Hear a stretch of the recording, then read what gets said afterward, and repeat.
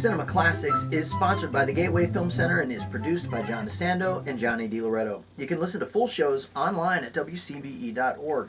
I'm Johnny DiLoretto. I'm John DeSando. This is Cinema Classics. Yeah, boy. We're talking about the best of 2021. All right, I want to open up just one word here. Yeah. I can't believe what a good year it was given the COVID battle. Yeah, I get it. And let's just kind of throw it out there. Yeah, let's just randomly. Yeah. Let's start with. Okay, first of all, I just want to say I want to characterize the year in general. I think this was a lackluster year for me. It's one of those. Okay. Yeah. It's one of those I was consistently entertained, if not intellectually amused, but often left cold. Okay. The one movie that didn't leave me cold, that I had a great time with, was House of Gucci. Oh yeah, good. I felt like in the 90s it was a movie that I probably would have seen a few times in the theater. It just had that big star power. It was melodramatic. It was fun. It was funny. It had some great performances. Lady Gaga's performance in that movie is an all-time movie star great turn. Yep. So that one. Yeah. And I was moved by West Side Story. Oh, I was blown. Yeah, I was gonna say that one is the other.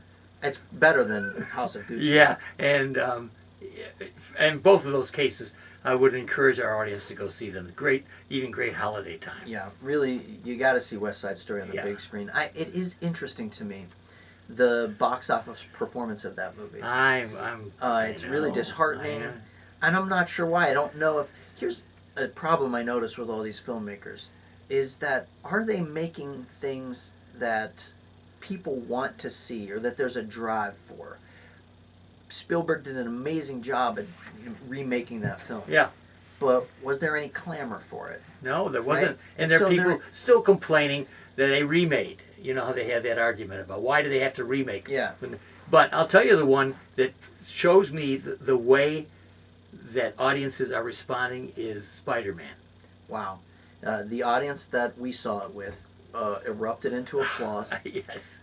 It is a high-flying good time. And it's a box office smash. And you know what? I noticed it's also ambitious thematically, which I appreciated. The script itself doesn't quite hold up to the ambitions of the themes. You know, it's the jokes are a little clunky. And yes, you're right. There's some expository stuff that just either cut out or doesn't make sense. But overall, the movie's swinging for the fences, and it was the performances of those three was a spoiler genius idea. Yeah, great. Great. And once again, proving that the thing that Marvel does that works is, execs used to look at this comic book stuff and say, that's crazy. Audiences won't buy it. That's too complicated. Marvel embraces those things and puts them on the screen. No one would say, you know what I mean? You know what I'm getting at? It's the kind of thing that, you put it up there and audiences will go. I know. I think the one that's going to be left behind, unfortunately, because I think it should be up there, Belfast. Yeah. For some reason. It's being left out a lot of the conversations. I think so. I don't know if it was was it released too early at the beginning of the wave of award caliber films? Yeah. But you're right. It seems to be kind of breezy, maybe a little too. I don't know, a little too rosy viewed. I don't know, I'm not sure. One that I think you alerted me to. Yeah. The Lost Daughter. Oh yeah, very interesting movie. You saw her performance? Wow, Olivia Colman, wow, Oscar winner for the Favorite. Back, just amazing. This is a movie that is a very small movie. It's a character movie. Yes. The action is happening all on Olivia Colman's face. Yes. And there's as much action happening on Olivia Colman's face during that movie than there is with all three Spider-Mans in the new Marvel movie. You're right, yeah. I got one for you. Yeah. The French Dispatch. Yes. Wes Anderson. Yes. I got to tell you how just utterly delighted I was with that movie. I found myself just looking at every corner of the screen in a way that no other filmmaker challenges me. Right. Trying to listen intently to every word the characters were saying. It was a real challenge. And I think audiences need to consider rewarding movies like that. Yeah, yeah, and you are so right. I look forward to it. I thought it was very eccentric, and as you said, filled. The frame is just filled Packed with good stuff, and you don't know where to look. Makes me want to go back. Surely want to go back, but I'm not. I don't know why. I think we have a shift in our audiences somewhere, and where the common denominator here so far, I think, is that if you give them a splash, something they're really comfortable with, that's going to get them back to the theaters. Right. Otherwise, they're going to be home. I'll tell you one, because I know we don't have time for everything. Yeah. But one that I'm still trying to get you to see, and then nobody else has seen, Gunpowder Milkshake. Oh yeah. I know. Here's one you can get it. It's streaming. You can get it. It is so delightful. It's women kicking butt at their best. Gotcha. Yeah, I know that is on my list. All right, good. Here's one: opposite tone, opposite look, opposite everything. Do you remember The Killing of Two Lovers? Oh, I do, and what a great choice that is. One that only you and I and Jordan have seen. Yeah, right. And what an extraordinary little piece of movie making. Very intense. It's a domestic drama, right? A guy, his wife is leaving him, and he's just obsessed with the new relationship that she's in. Yeah. So he's constantly hovering. He ingratiates himself. It is such an intense little movie. And I was shocked to learn at the end of it, when it all ended, and it's shot in this beautiful old-fashioned aspect ratio, right, just a very perfect simple, square, yeah. very square.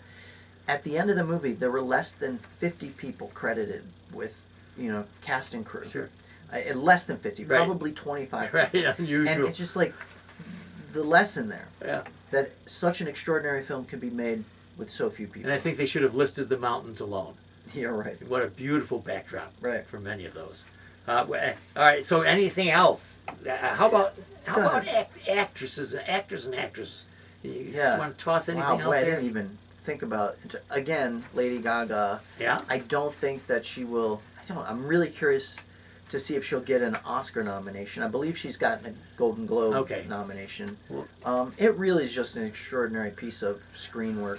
Well, I think Jessica Chastain still has my vote. That's interesting. It's splashier.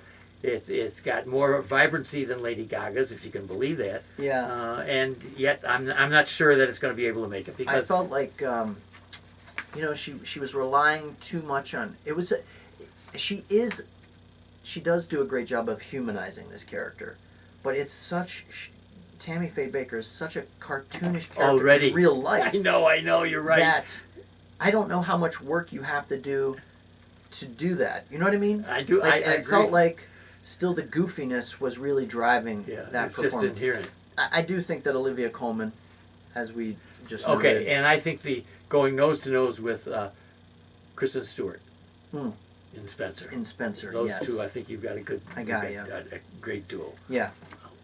We got about 1 minute. We could wrap the Cinema Classics part up. Yeah. Okay, so that's just a smattering of the really good stuff. I know, I've got 3 pages here. And there's still so much to see. Much to see. Licorice Pizza. We both are looking at that one. Paul Thomas Anderson. Everybody loves when a new Paul Thomas Anderson drops. What else? Oh, I want to see Drive My Car. Oh, right. And I have yet to see this little French movie called Petite Maman. Yes. So many good things yet out there. So we'll revisit.